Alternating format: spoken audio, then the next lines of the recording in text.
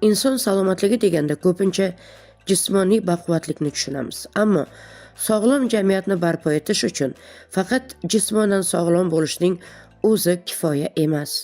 Inson ma'naviy jihatdan ham boy, tafakkuri teran va dunyoqarashi keng bo'lishi zarur. Ana shundagina haqiqiy ma'noda sog'lom millat shakllanadi.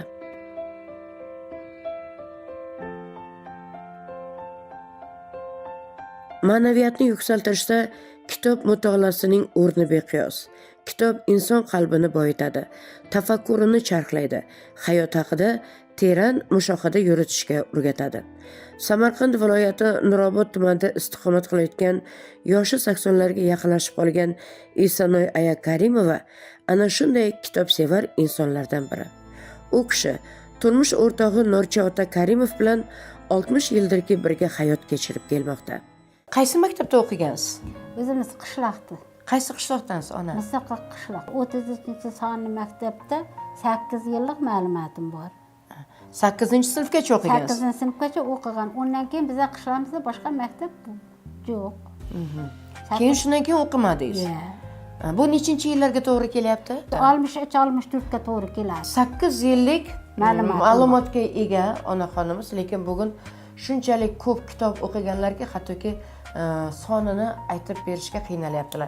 Esimdan chiqib ketgan. Endi ona, yoshligingizda mutolaa qilish imkoniyati qay darajada bo'lgan? Mana shu kitob o'qish. Yaxshi. Juda qiziq o'qiydim. Yoshligingizda. Yoshimdan. Yosh bolali bilaman, uxlatib qo'yib, ishimni to'xtatib qo'yib o'qiydim. Bugungi kunda bu xonadonda kitobga bo'lgan muhabbat butun oila a'zolariga o'tgan. Farzandlarning barchasi kitobni qadrlaydi. Quvonarlisi kitobga bo'lgan mehr avloddan avlodga davom etmoqda. Bu oilada sabr, bardosh va mehnatsevarlik kabi fazilatlarni yanada mustahkamlangan. Farzand, nabiralar ardog'ida onaxon bilan baxtli hayot kechirib kelayotgan ekansiz. Bugun biz onaxonni kitobxonligini eshitib, xonadoningizga mehmon bo'lib keldik. Rahmat. Ana shu yoshlarda mana kitob o'qib, mutolaa qilayotgan ekanlar. Umuman onaxonning kitobga bo'lgan mehrini siz qachon payqagansiz? Yoshligimda hadisida aytib beraman, sen bu bir kitob yozingmidi? Hozirgisini ayting bu. Shu qancha yashaganmiz, Rossiyani mama o'qiydi. O'zingiz ham kitob o'qiysizmi? Har zamonda meniki. Kitobxon onaxonimizni qaysi fazilatlarini turmush o'rtoq sifatida ko'proq qadrlaysiz? Birga yashab turib, shunga shukr, bolalarimizni, nevaralarimizni baxtiga hamisha sog'lom bo'laylik. Yerib turibman, ko'rib turibman. Bolalarim bor, nevaralarim bor. Hayotdan roziman. Agar menga imkoniyat bo'lsa, bog' yarataydim. Yanachi? Yana shu jongodek kitoblardan o'qitib, vaqtim bo'lsa. Nimadan ilhomlanasiz, ona? Shu kitobdanmi? Kitobdagi yana qiziq-qiziq narsalarga ilhomlanaman-da. Qaysi kitob sizni hayotingizda muhim o'zgarish bo'lishiga sabab bo'lgan? Ta'sirlanganim juda ko'p. Birovdan buni, lekin eng birinchi mehr. Mehr berib o'qisangiz, bolalarga mehr bersangiz, og'ayga mehr bersangiz, mehr kerak insonga. Mana shu kitoblardan ko'p insonlarga mehr, birov-birovga mehr beradi shu kitobda. Hamma narsaga mehnat kerak. Mutaxassislar ham kitob mutolaasi inson tafakkurini yuksaltirishda muhim o'rin tutishini ta'kidlaydi. Chunki kitob o'qigan insonning fikr doirasi kengayadi, hayotga bo'lgan qarashi o'zgaradi. 80ni qarshilagan onaxonni bugun shu ko'rib turgan qator kitoblarni o'qiganini va bugungi kunda ham Yaldo kechasi kitobini o'qiganini eshitib, to'g'risini aytsam, hayratda qoldim. Havasim kelib turibdi.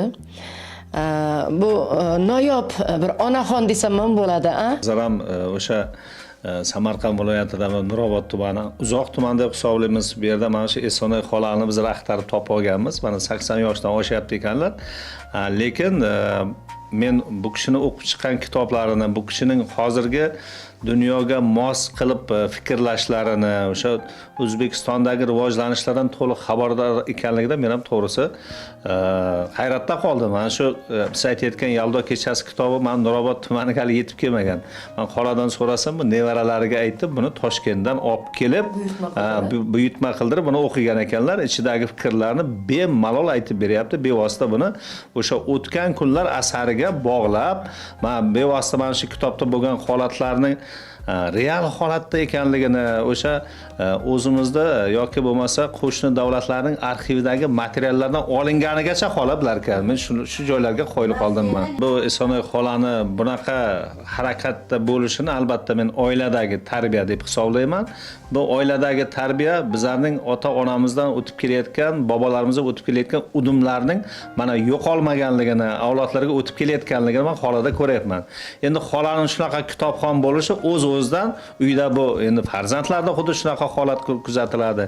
Nevaralari, chevaralari albatta men xoladan o'rnak oladi. Men hozir nevaralarning o'qish haqida ham so'radim. Albatta o'qish uyasida ko'rganini qiladi. Mana xoladan ko'rib farzandlari, nevaralari kitobxon odam albatta hech qachon bulardan yomonlik chiqmaydigan, ma'lumotli, fikrlashi tiniq odamlar bo'ladi deb men hisoblayman. Shuning uchun xolamni izlab keldik biz Nurobodga. Eng qizig'i xola faqatgina o'rta maxsus 8-sinfni bitirgan ekan, lekin fikrlashi, dunyoqarashi hozirgi yoshlardan hech ham qolishmaydi.